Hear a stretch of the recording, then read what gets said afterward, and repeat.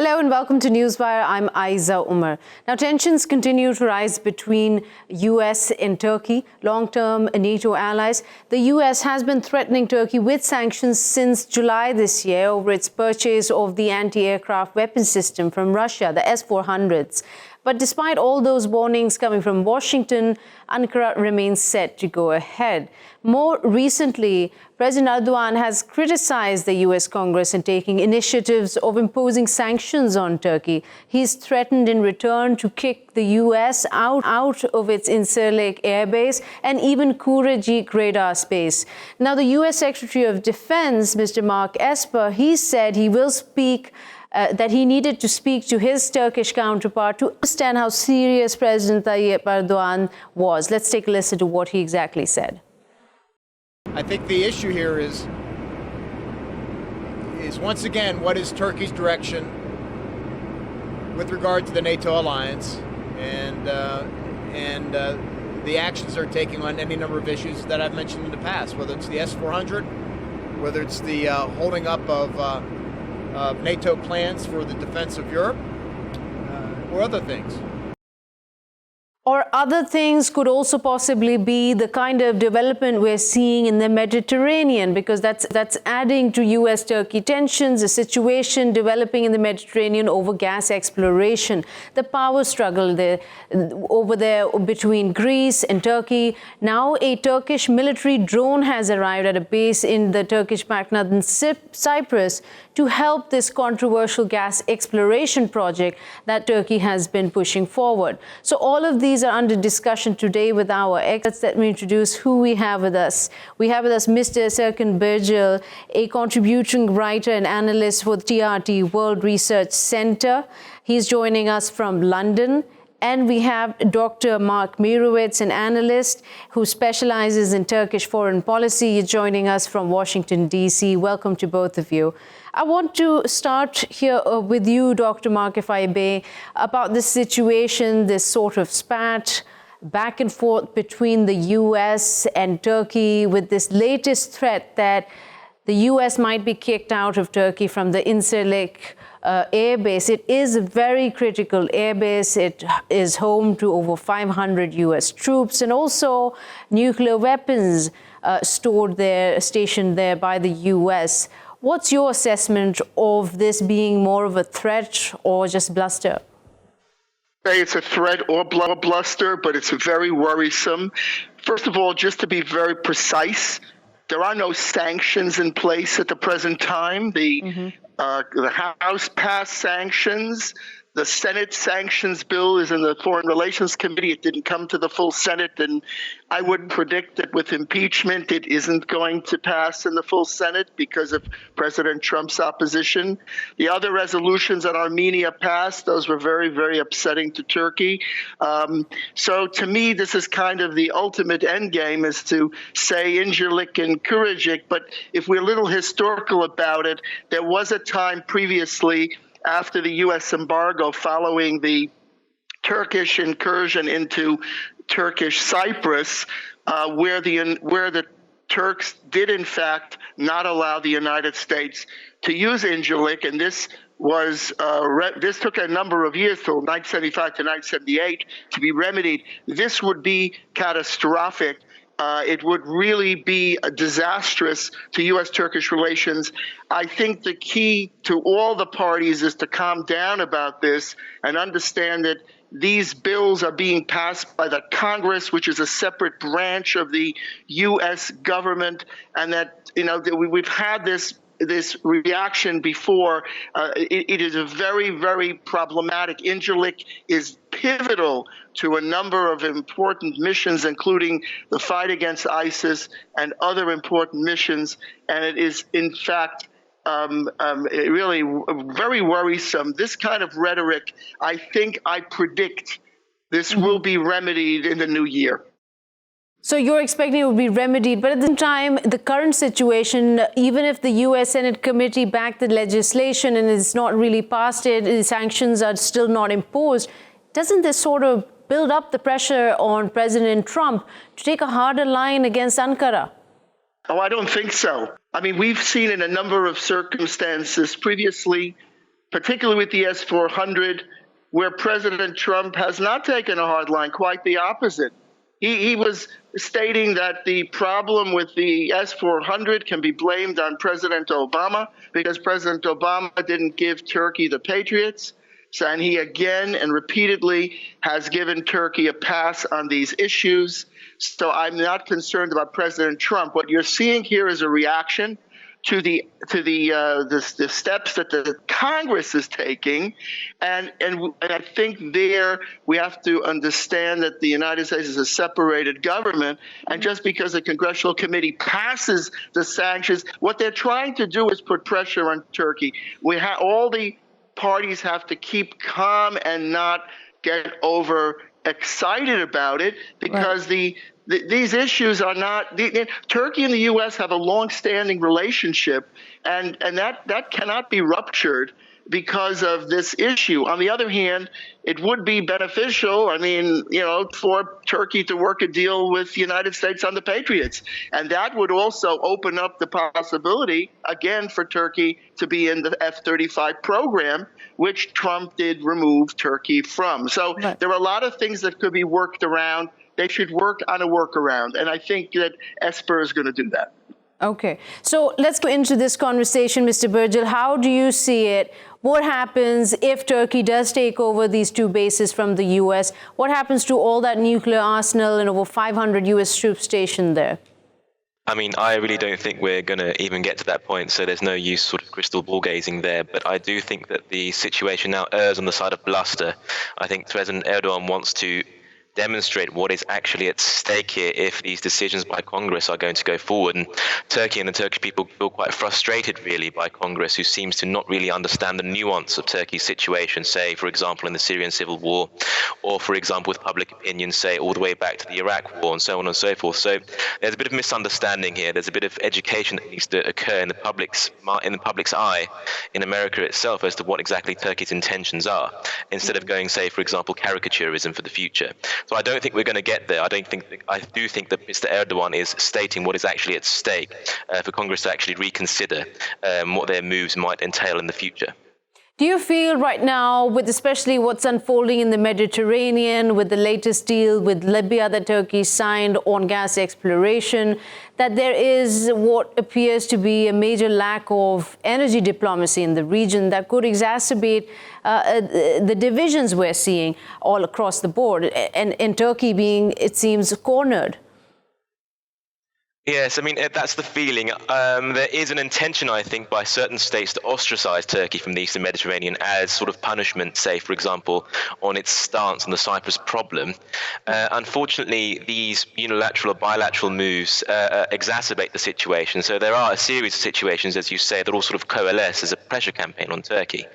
I do think that the deal with Libya and the UN-recognized government in Libya is not sort of the most catastrophic development that's happened in the Eastern Mediterranean. So it fits in with the pattern of escalations or unilateral moves that all littoral states in the Eastern Mediterranean Sea have gone forward with themselves. So it's part of a pattern, unfortunately, that needs to be resolved. And the source of that tension is the non-resolution of the Cyprus problem. So, Dr. Meirowitz, do you think that while it's a nuanced argument, and we've seen some conservatives, we've seen talk about this in Congress, that it would be a big mistake if sanctions were imposed on Turkey, but do you feel like that right now, with the tensions building up in the Mediterranean, with Israel along with Greece against Turkey's gas exploration, U.S. might be in a tight spot on how it wants to negotiate the waters? First of all, I wanted to comment on the point the gentleman made about the public's position. The public has no position on this.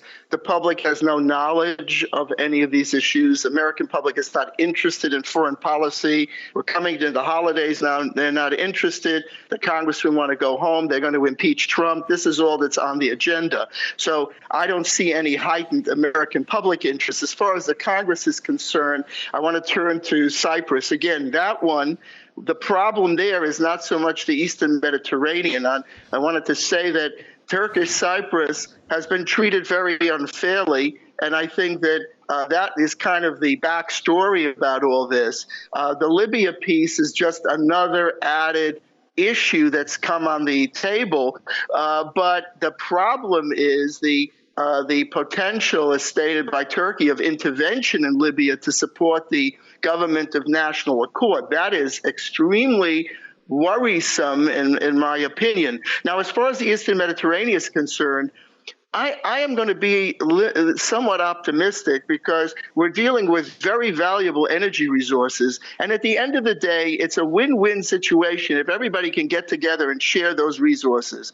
Right now, the people in Turkish Cyprus have not been allowed to share. And this is the whole point, that the Republic of Cyprus has been unwilling to share those resources with Turkish Cyprus. And this is, I believe, the motivation for Turkey to make these moves. The Libya move is very, I think, to me, perplexing in a sense, but it also creates a certain amount of confusion. I mean, the law of the sea is already complicated enough, but these interlocking zones, and what Turkey and Libya did was to create a delimited maritime zone, which in effect crosses over a number of other countries' maritime zones. So what you see is this Eastern Mediterranean Forum getting together and basically isolating Turkey. That is a situation that I don't think can persist. I think that negotiation, either in an arbitration panel or in an international law of the sea panel, is the way to go, and not to interrupt and intervene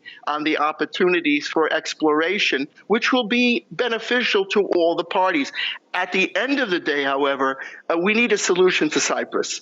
And, you know, the Greek Cypriots and the Republic of Cyprus and Greece have really not been, in my opinion, cooperative in working a deal. And we've got to work a deal so the people in Turkish Cyprus have a fair share, and that all the parties in the region can share the resources. That's what I think is the solution, not the conflict pattern that we're seeing. A multilateral conversation with all parties involved, sit together and come to the negotiating table. But Mr. Birgel, historically speaking, considering what has unfolded in the past between Greece, Cyprus, and Israel, now Egypt and Jordan also, Libya involved as well, is that a realistic expectation that they will be able to come together to negotiate terms? Well, I do think that human beings of various stripes and colours are quite terrible at compartmentalising their issues, and a lot of these pressure campaigns that are building are almost there to build leverage on either side for the purposes of the Cyprus problem. The Cyprus problem has been going on for decades, and the status quo is quite comfortable, and I think that in a situation where we have an unsettled peace process, or a peace process that's not even occurring, and then both sides want to pressure each other into kickstarting the peace process, but also in terms of trying to push forward their own model of a solution. So we know that we want a bizonal or bicommunal federation, but each party to the dispute reads that differently. And I do think that this gas exploration activity was, the rhetoric was a catalyst for peace. But the question is, what kind of peace? And the idea is that the natural gas resources are used as carrot and stick, or sort of a weaponization to kind of push forward one side's particular interpretation of how they want the future of Cyprus, to unfold. The problem also seems to be that as long as Cyprus's own identity isn't agreed upon by all involved, I mean, not recognizing the Northern Cyprus for being a sovereign entity, I mean, if that's not sorted, how are they going to move forward in deciding which economic zone belongs to whom? Well, there's a catch-22 situation. So, for example, cooperation needs to happen to build trust between the two communities and for there to be a sustainable solution in the future. But no sides are actually talking to each other because they don't want to set a precedent. So you want cooperation to solve the Cyprus problem, but some people say you have to solve the Cyprus problem first before there's cooperation. So it's a very vicious, negative cycle that we've been stuck in for decades, actually. And I don't know exactly how to get through out of it. There needs to be some sort of creative diplomacy going on. There is the situation where the Turkish Cypriot leader and Greek Cypriot leader met with the UN Secretary General Antonio Guterres in November last month. But then again, the Greek Cypriot leader spoke of preconditions before starting the Cyprus peace talks again, and those preconditions pertain to the natural gas exploration activities of Turkey. So it's hard to see, for example, how that activity doesn't stop, peace talks to continue. All right, thank you so much, Mr. Serkan Birgel, joining us there from London. We're going to take a quick short break and we'll be right back.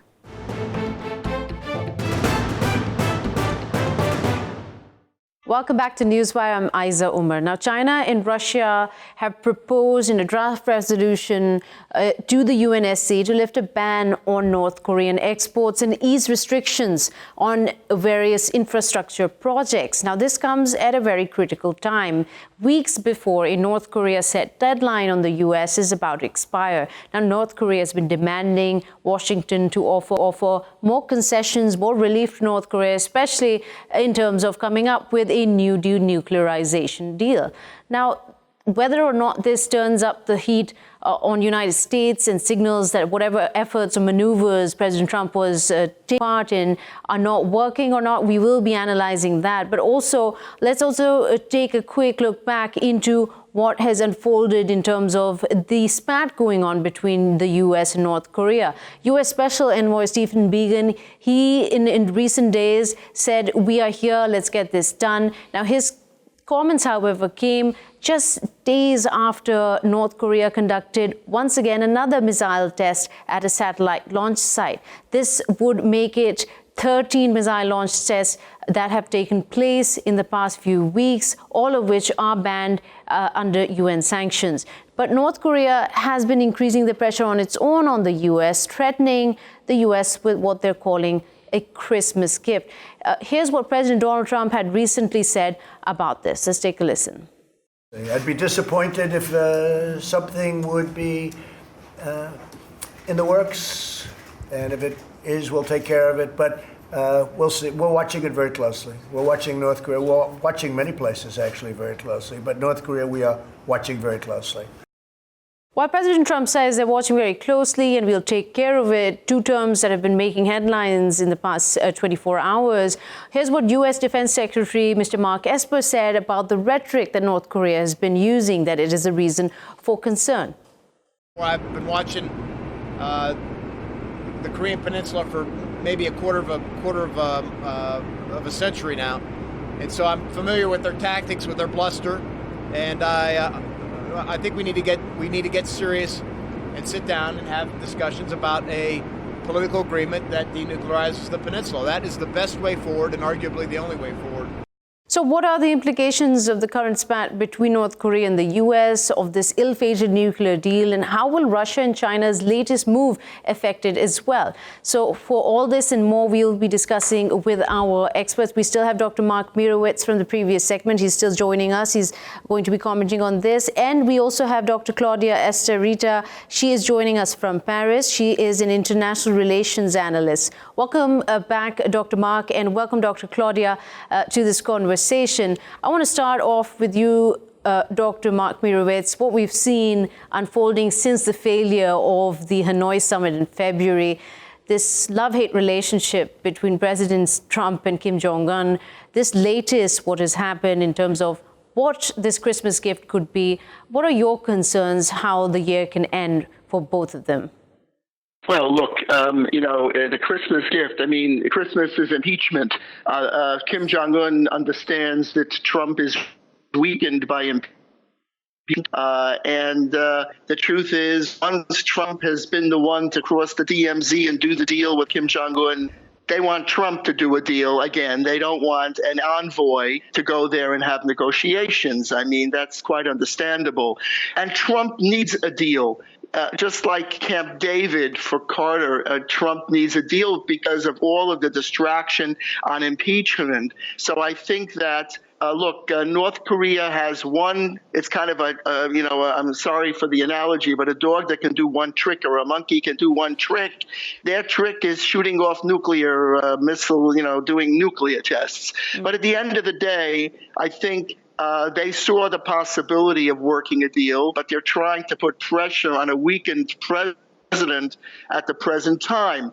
I mean, the point about the rhetoric, we've had the North Korean rhetoric for all these years, but truth be told, the first time we had a president actually going there and negotiating with the North Koreans at the DMZ and having these meetings, I believe was a very, very positive step. So we're in the middle of a confusing situation. Stepping aside from that, I think the United States has to pay very close attention to these regional partners, and particularly South Korea and Japan, because they are on the front line with North Korea. So there's a lot going on here. Domestic politics will have an influence. Trump needs a deal, and I would predict that we might even have a deal, which might not be a complete denuclearization of North Korea, but maybe as some sort of tranches where step by step they freeze and we release sanctions. Some kind of a deal might be in the offing, but maybe Kim Jong-un wants Trump to do it himself.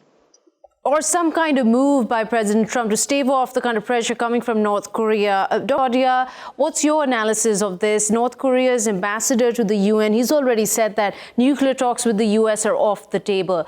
Would you call it also the typical Pyongyang rhetoric happening here, as we've seen in the past? Yes, I think so. And I agree that the situation is very confusing because North Korea is trying to take advantage of the situation and see whether they can really have some concession in terms of sanctions without the kind of nuclear deal that will satisfy the United States. At the same time, the United States needs a deal too, and especially Trump, and especially in this moment of impeachment. But would they really find a compromise? Because I also think that if they get a deal that is, weakening the previous Trump position on the nuclearization, Trump will not really be able to use it the way he would like to.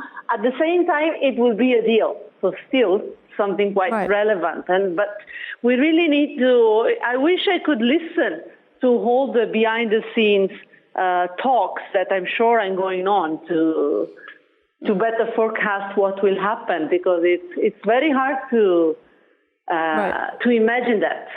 Right, because Dr. Claudia, we heard Mr. Mark Esper's statement that he gave in the military aircraft there. I mean, while he did mention that, yes, I've been watching North Korea for a quarter of a century, and I understand the difference between bluster and, threats.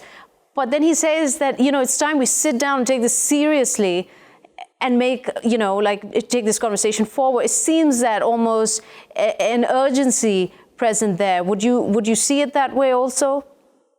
I would see it that way, but I hope the leader will be pragmatic enough to see that, not to see that too, because I'm sure everybody can see that. The point is, will they be pragmatic enough to adopt this posture and then really sit down and make a deal, a real one that is acceptable and sustainable? Right. Dr. Mark Meirowitz, you said something really interesting in the previous segment while we were talking to our other guest about how domestic politics are, affecting Trump's decisions, and especially the comment about how aware the American public really is on what the U.S. foreign policy has been. Now, President Trump's approach to denuclearization has been very different, how it's treated Iran and how it's gone forward with North Korea. They were buddies, Trump and Kim Jong-un, and then soon that fell apart back to the Rocket Man and dotard conversations. I mean, while the public might not be aware, but could this possibly be the push President Trump needs with this impeachment crisis going on, that kind of support that he makes a successful deal with North Korea? Well, I mean, clearly he wants some kind of a deal. North Korea, Iran, to show that he's a deal maker. But I don't know that will relieve the pressure. The pressure on impeachment is there. It's going to the Senate, and then they're going to relieve the pressure because the Senate isn't going to convict him. On the other hand, he'll be in the history books as the third president impeached. I would say the United States has made some definite steps in terms of North Korea by postponing military drills. And when you say pragmatic, with my colleague is commenting on the North Koreans being pragmatic, I would never use the word pragmatic to describe the North Koreans. I would say a lot of other words that maybe I couldn't say out loud, but completely impossible to understand, inscrutable, that's not a bad word, but very hard to understand why they do what they do, and why is it when they're making progress, they shoot off missiles. So this is a long-standing issue. In fact, the Korean War, as you know, has never even ended. All we have is an armistice. this. But we still have palpable progress by Trump. As much as he is criticized for all the things that he does, he went there, he had a meeting with Kim Jong-un, and I believe that was really a pivotal step forward. Now, it's a bumpy road going forward in terms of where we see it. It's not a straight line. But the United States, if you note, postponed the military drills, much to the consternation of many of the allies of the United States who don't want that, who feel insecure about that, so that North Korea shouldn't become overconfident in terms of its position. But again, remember, it was Trump who said to Kim Jong-un, my button is bigger than your button. So there is the other side of Trump. And Kim Jong-un understands that. You know, somebody like him, who is a thug in the region, gets the idea. The United States is very powerful. So we have a lot of moving parts. I would right now predict that hopefully, I'm not going to predict, I hope that we get through the new year without any big bumps and nuclear tests and all kinds of New Year's surprises, and that we can get another meeting with Trump and Kim Jong-un. I mean, that's where you're going to get the progress, not with the envoy Birgel, I don't think. As long as nobody gets any Christmas gifts, good as the end of the year. But Dr. Claudia, very quickly, the intentions of Russia and China are also to be questioned here. Of course, this is a draft resolution, and it needs if it does go for a vote, it would only go through if United States doesn't veto it. Now, the concerns are out there, but for you, them asking for the removal of these sanctions in order to facilitate this conversation, to get Pyongyang to concede to terms, do you see it that way as well? Well, I think that at this moment, different countries have different priorities. And for sure, the priority for China and for Russia has always been the one of avoiding any form of collapse of the Korean regime. And they do not agree that the denuclearization, the complete denuclearization, is the right strategy to continue the dialogue with North Korea. At the same time, I also agree that the current American administration has been more efficient than anybody else to engage North Korea. So, and to a certain extent, I also think that the maximum pressure of Donald Trump is working in a way, because it has created some rules and the condition for the progress that have been made to happen. But the real problem, and I think that this is giving more room of maneuver to North Korea, is that we don't really see the other countries that are involved in this negotiation, in this, adjustment on the North Korean peninsula, coordinating their moves. And as long as they will not act all together, they will for sure leave more space for North Korea to state their point. And this is not positive in terms of crisis resolution, crisis management. Dr. Meirowitz, how do you see this move by Russia and China, especially that it could possibly go to vote? I mean, what are the implications of it? Is there even a possibility that it could pass in the UNSC? No, I mean, we have Las Vegas here in the United States where people go to bed, and I'm going to run out on a limb here, and I'm going to say there is zero chance of this resolution passing. The United States will veto it. It is meaningless. It is an obstruction to peace. It is not urging peace. What China and Russia should be doing is joining the United States and putting pressure on North Korea to have a negotiation on these issues.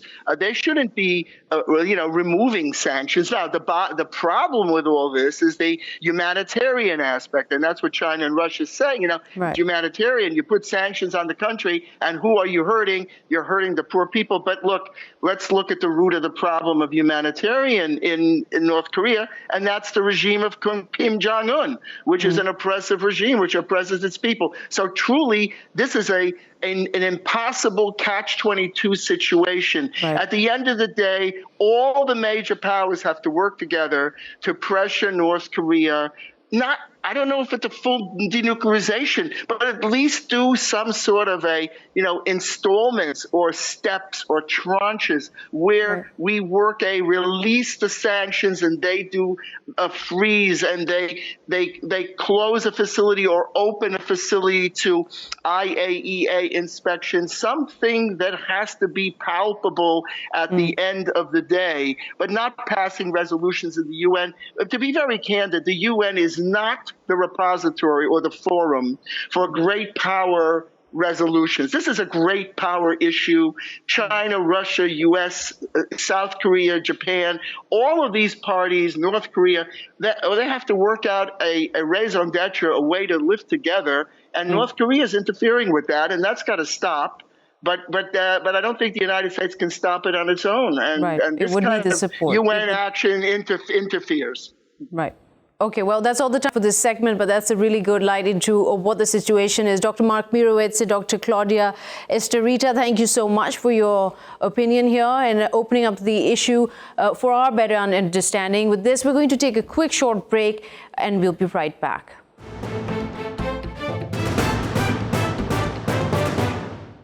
Welcome back to Newswire. A network of 265 fake media outlets in over 65 countries has been discovered serving Indian lobbying interests. And what's even more disturbing is that it has been trying to influence various areas of jurisprudence internationally and locally, especially in terms of influencing the EU and the UN by repeatedly criticizing Pakistan and promoting Indian interests. Now, this has been revealed by a publication, by an investigation, by the study by the EU Disinformation Lab.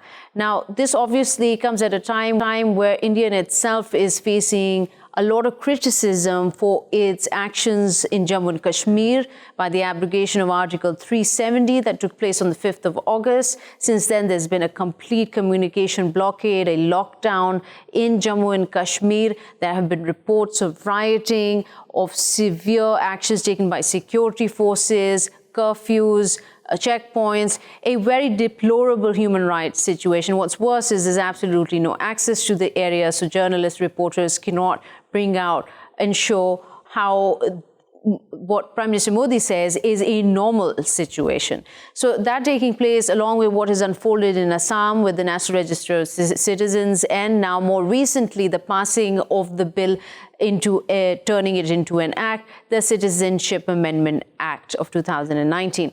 So as this unfolds in India is taken over by protests by local students, by civilians, what we're looking to interpret from this story today is what this means in terms of not just India's image, but also how the world is now going to perceive it as the world's largest democracy. So without further ado, let me introduce who is joining us today. We have with us Ms. Ramsha Jahangir, a journalist, and her work is essentially focused on digital rights. She's joining us from Karachi, and also Lieutenant General Ghulam Mustafa, an analyst, joining us from Lahore. Welcome to both of you.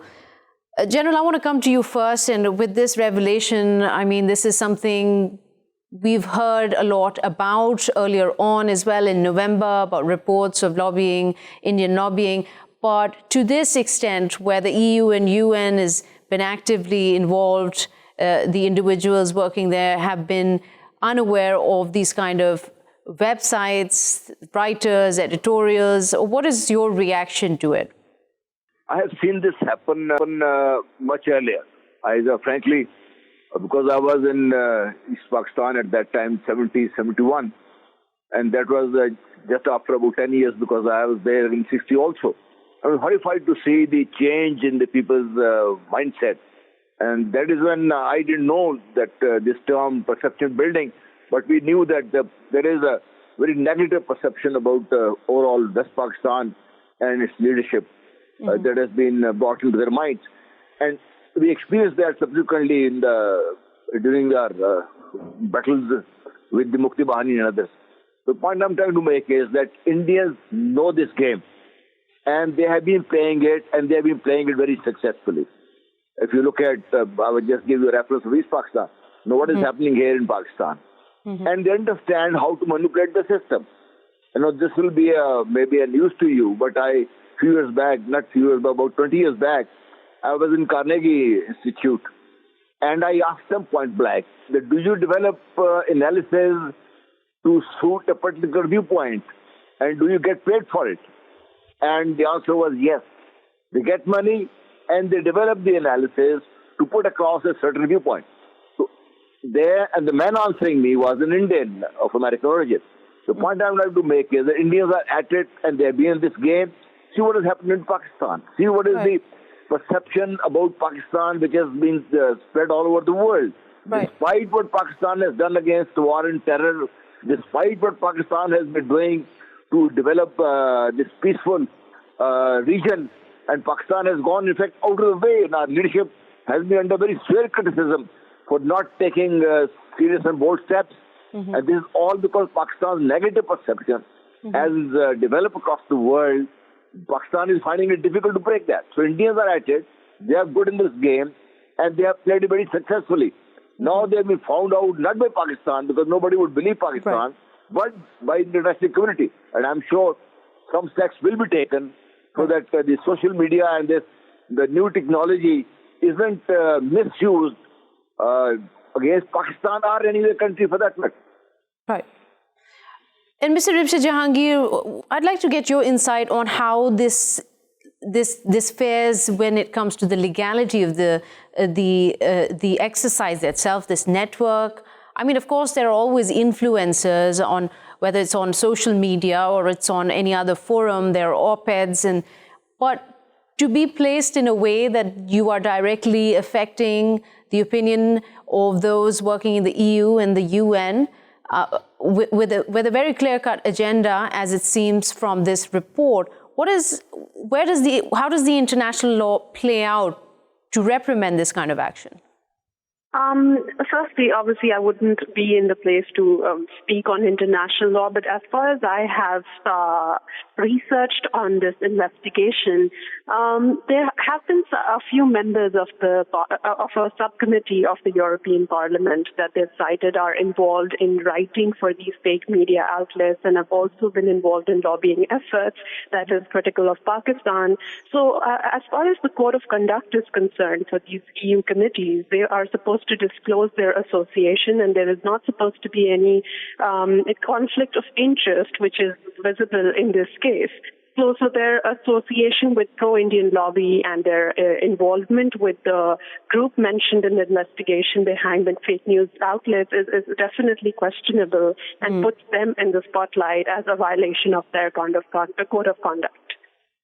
Yes, because now the investigation also says here that those behind it is an Indian group, and when it comes to that, the Srivastava's group that's been highlighted here.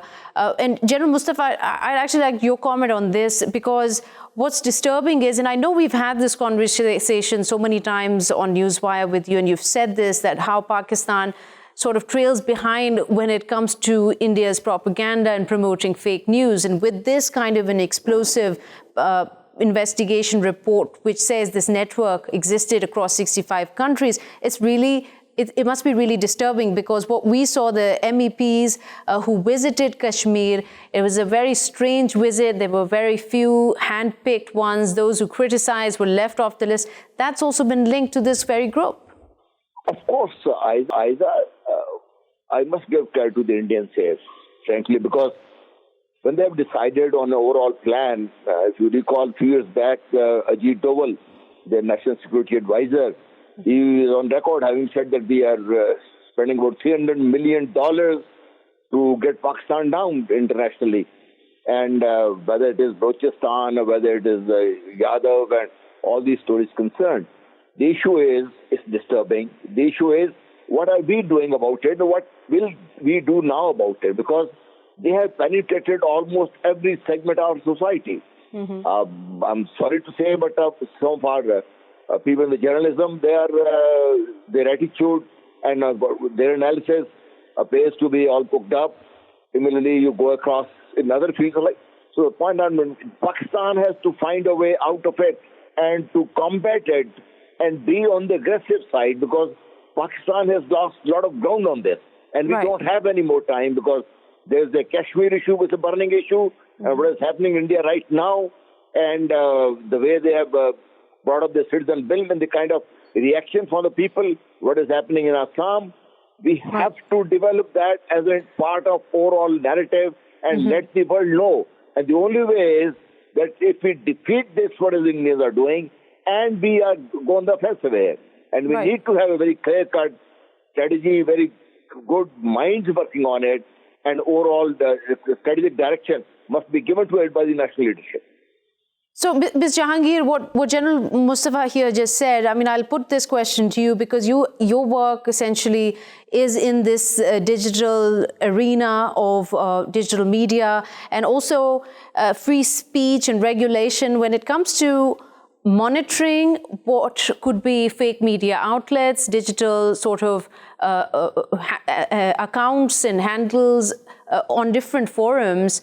Whether it's, Twitter or it's YouTube or it's Facebook.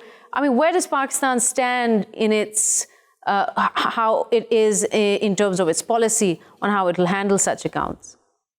As far as these fake news websites are concerned, Pakistan cannot regulate that because it does not fall into local laws. But as far as fake accounts on Twitter, Facebook, or social media are concerned, even then, platforms only comply with local laws, and we cannot hold any international content accountable on these platforms. So what the most will happen is if we report these accounts, they will be withheld within our country, and we will not be able to view such content, but they will still be visible internationally. So again, going back to this investigation, it's not specific to our region, it's international, and the fake news outlets, the content they've been posting, they are open to the international audience. So when it comes to regulating the online space internationally, then there's nothing you can do except debunk them, which the investigation has done. So what would you propose in terms of a countermeasure, how Pakistan could protect itself? Because this was essentially against Pakistan's image, all the propaganda being pushed, the fake news being pushed there. What could Pakistan possibly do within its legal jurisdiction internationally to protect itself from this? Could it take them to court? I mean, how could it handle it? I think the EU subcommittees will definitely legally question this activity, and it is for them to legally question and take this accountable. However, for Pakistan, it's very important that we have been talking about fifth-generation warfare, and we are talking about how the international image of Pakistan is being portrayed in a certain manner. So I think this investigation, if anything, should be a game changer and a wake-up call, and should turn our focus from internal forces to external, and we should apply influence networks, and we should apply information warfare to external forces and Indian networks or networks that are portraying us bad internationally and not nationally. Right. General Mustafa, very quickly, we're to the end of the program. There's obviously right now, from what we've seen on this report, there's no exact direct connection or evidence that links it to the government of India. But on the international forum, in diplomacy's arena, is there anything that Pakistan could do to address what has been going on for quite a while now in all these countries because of this network? I think our Prime Minister, when he spoke in the United Nations recently about Kashmir, it was a very good starting point. And that is where all our elements, foreign diplomacy and international diplomacy, public diplomacy, military diplomacy, we have to develop the narrative, and we have to, get it across, and get it across not only through one interview, but it has to be a consistent, persistent effort. And we must reach out to the people who can, understand, make their decisions, their think tanks, their universities. That is where we have to concentrate. And now that there's a protest all across India, and what is happening to the people who are protesting, I think this again gives a very good support to Pakistan's narrative. And that is where Pakistan can defeat what the Indians have been doing. And I have no doubt that there is an Indian government involved. Otherwise, how could we have such a large network working? Somebody has to pay for it. Right. So the Indian government is paying for it. Like I gave you that example of Dole said that they have invested $300 million. It's not a small amount. So the point I'm going to make is that now for Pakistan to take it up as a challenge and develop a narrative and go after it in a very big way in all possible ways. Right. All right, General Mustafa, then Ms. Ramsha Jahangir, thank you so much for giving us your time and your analysis on this network of fake media outlets that's been exposed by a body in the EU, the EU Disinformation Lab. But unfortunately, we can't get into this in more detail. We've run out of time, but we will be seeing you tomorrow with new news stories and analysis. Till then, goodbye.